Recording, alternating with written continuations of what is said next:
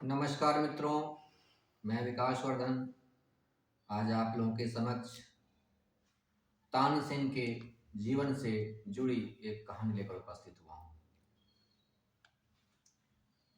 बचपन में तानसेन के पिता तानसेन को लेकर गुरु हरिदास के पास गए थे और उनसे कहा कि मेरा बेटा पशु पक्षियों की बोली बहुत अच्छी निकालता है मुंह से।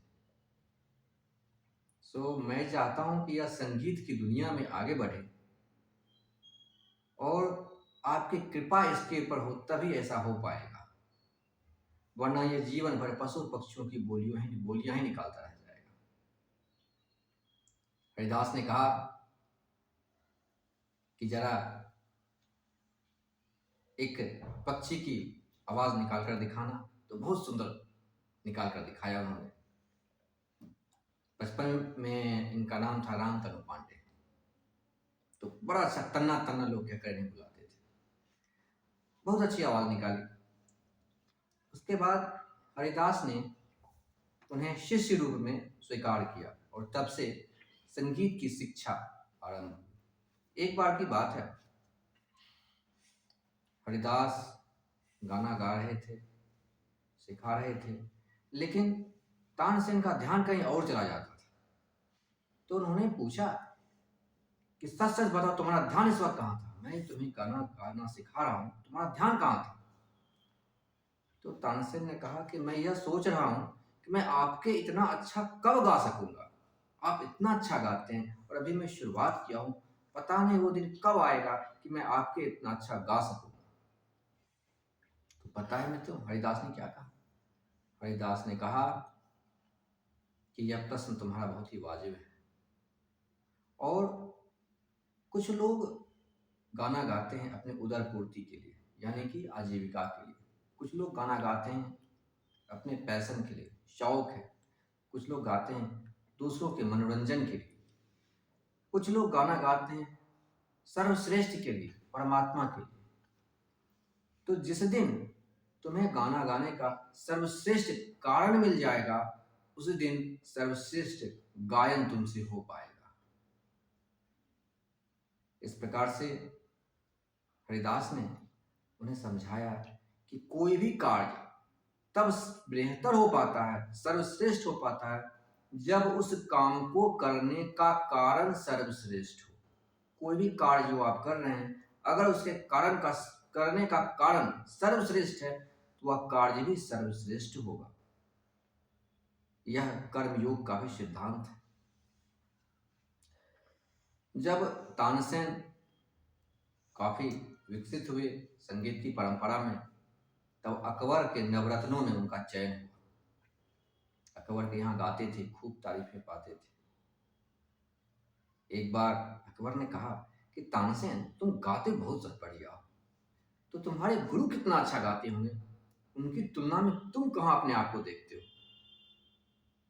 तो तानसेन ने कहा कि मेरे गुरु और मेरी तो तुलना ही मत कीजिए।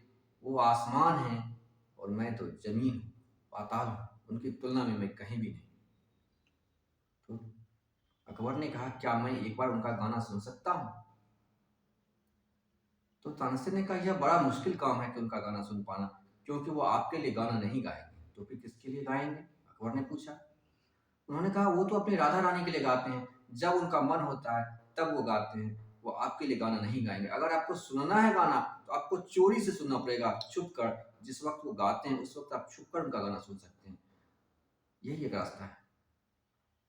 तो हरिदास का गाना सुनने के लिए सम्राट अकबर एक नौकर का वेश धारण करके कुटिया में, हरिदास की कुटिया में काम करने लगे। तभी एक सुबह हरिदास ने कहा कि तानसेन, राधा रानी को कुछ गाकर सुनाना है, कुछ गाना है, निकालो।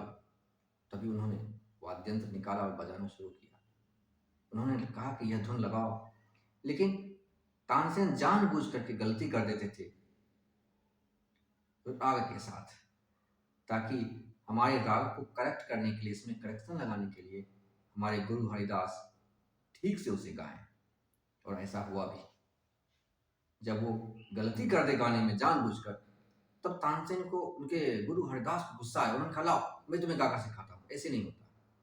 तब हरिदास ने गाना गाया, और जब गाना गाया तब वो सम्राट जो नौकर का वेश धारण करके सुन रहे थे, सम्राट अकबर, उन्होंने सुना पहली पहली बार हरिदास को, तब उन्होंने पाया कि कितना अंतर है तानसेन के गायन में और हरिदास के गायन में, कोई तुलना ही नहीं है।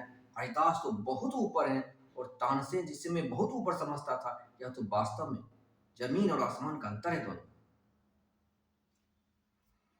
अगले दिन दरबार में आए अकबर ने तानसेन से पूछा कि मैं इस अंतर को पकड़ नहीं पा रहा हूं कि तुम जो गाते हो और जो हरिदास गाते उनसे ही तुम भी सीखे हो, फिर तुम्हारे गायन में और उनके गायन में इतना बड़ा अंतर कैसे है?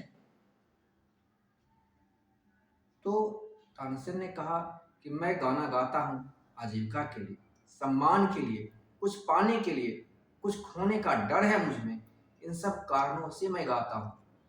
इसलिए मेरा गायन उतना अच्छा नहीं हो सकता जितना कि मेरे गुरु हरिदास का हो सकता है, क्योंकि वो तो सिर्फ राधा रानी के लिए गाते हैं और किसी के लिए वो गाते ही नहीं। उनका गायन सर्वश्रेष्ठ को समर्पित है, क्योंकि उनके गाने का कारण सर्वश्रेष्ठ है, मेरे गाने का कारण सर्वश्रेष्ठ नहीं है। इसलिए मैं उनके जितना अच्छा गा ही नहीं सकता।